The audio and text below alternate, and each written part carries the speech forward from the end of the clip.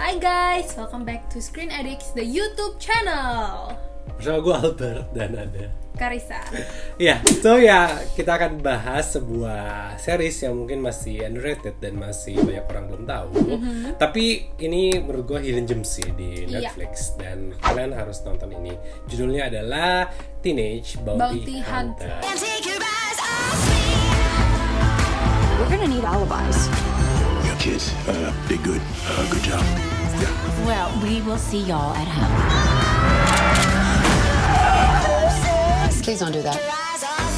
So, Teenage Bounty Hunter ini baru banget rilis di Netflix sekitar 3 minggu lalu ya. Awalnya sih gue liat trailernya nggak gitu tertarik ya, kayak ini mah like those kind of Netflix show ya. Cuman untuk filler aja gitu loh, original konten Netflix Yang aja. biasanya dia peranin Noah Centineo. Iya, enggak sih. Tapi setelah kita try, Gue nonton ini random, jadi cuman kayak udah kelar satu series, terus mau nyari series yang ringan ya nggak sih, kayak cuman mau ngisi filler waktu aja. luang. Yang kayak nggak ada niatan serius gitu.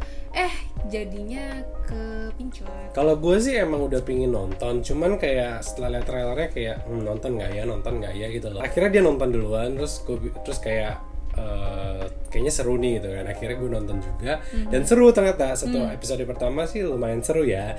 Jadi udah hook kita dari episode pertama. Jadi cerita itu tentang seorang anak kembar, sepasang anak kembar yaitu Blair dan Starling yang diperankan oleh Angelina Jolie dan Maddie Phillips. Ya, dua-duanya emang nggak gitu terkenal, nggak kayak Belum terkenal. iya nggak masih segede coming kaliber out Lily star. Reinhart atau Itu juga yang kayak Lily Reinhart sebelum terkenal lah. ya kayak ya masih nobodies lah gitu. Tapi ya kita give it a try. Ini seru banget gitu tentang sepasang anak kembar yang di sekolahin dari kecil di private school Katolik. Jadi ya mereka tuh udah udah kekeh banget sama peraturan Katolik gitu lah. Bukan Katolik sih, Kristen juga ya. Kristen ya gitulah. Nah, dan mereka tuh tinggal di Southern kayak di daerah Texas sanalah Amerika. Bukan Texas sih sebenarnya, tapi Southern gitu lah ya. Nggak disebutin juga ya di mana. Jadi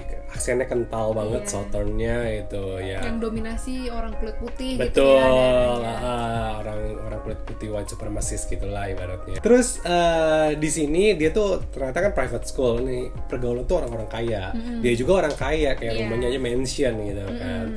Orang tuanya juga pergaulannya sama orang-orang kaya di sana gitu. Dan ya suatu hari ini dia habis ngedate berdua sama pacarnya, double date gitulah ya. Terus dia pulang dan ngenabrak seseorang gitu. Ternyata seseorang ini adalah bellkeeper atau bounty dibilangnya. Jadi kayak kalau orang yang udah ditetapkan bersalah terus dia nggak datang ke hearing di court pengadilan, nah terus kan jadi ada bail tuh di dia tuh. Nah ini salah satunya. Pas dia nabrak, si orang ini mau kabur, ketemu sama seorang bounty hunter yaitu Bowser gitu ya kan. Akhirnya dia membantu Bowser untuk menangkap si bounty hunter, si bellkeeper ini. Iya, karena kebetulan mereka jago. Satu tuh jago nembak, satu ya kayak jago mungkin jago atletik. Iya, Jago lumayan. lari, agility kenceng. And then ya udah akhirnya mereka kan nabrak itu, mereka tuh minjem mobil papanya. Iya, Mereka jadi minjem mobil papanya, mobilnya rusak dan mereka harus mengganti benerin lah mobil papanya karena mereka ngambil itu diam-diam. Iya. Setelah negosiasi dengan si bounty hunternya, dia mau kerja sama. Tujuan awalnya ya untuk mau membereskan kerusakan dari truk papanya ini gitu. Tapi malah ketagihan mereka. Gitu Ternyata kan. mereka jago. Nah kalau dari genrenya sendiri sih ini lebih ke komedi, fantasi gitu Drama ya. sih. Drama tapi komedi gitu loh jatuhnya, lebih kocak aja, bukan tipe yang serius-serius banget dan bukan satirikal ya. Ya Jadi mungkin kayak kalau kalian pernah nonton Santa Clarita Diet itu mirip sih kayak bener-bener vibe-nya tuh vibes-nya mirip banget, ya. jokesnya juga mirip. Iya. Jadi kalian tuh gak boleh terlalu logika banget ya nonton series kayak gini. Kalian tuh ya enjoy aja gitu. Iya betul. Dan kita jadi enjoy banget enjoy ya. banget.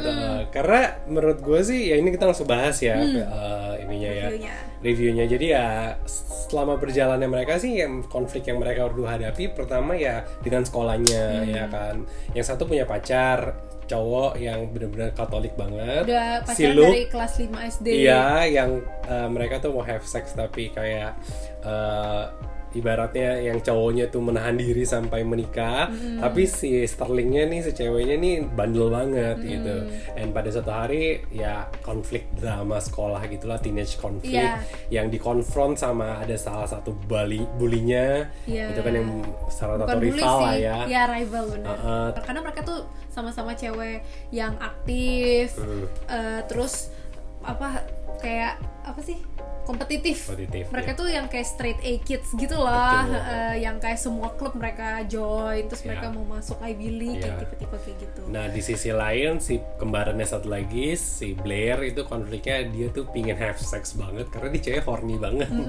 Sebenarnya dia cewek paling horny yang pernah kita temui di drama TV sih, karena dia kayak pingin melepaskan virginity-nya tapi cowoknya tuh nggak jelas, kayak nggak bisa connect juga, akhirnya putus, terus ternyata dia bertemu cowok baru gitu kan. Itu lucu banget sih ya. Konfliknya ya sederhana sih. Iya, konfliknya tuh jadi kayak ada dua universe yang clash gitu loh.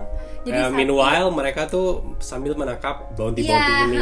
Jadi tetap ada teenage drama yang di sekolah yang kita suka, yang kayak tipe-tipe wild child atau coming of age gitu kan.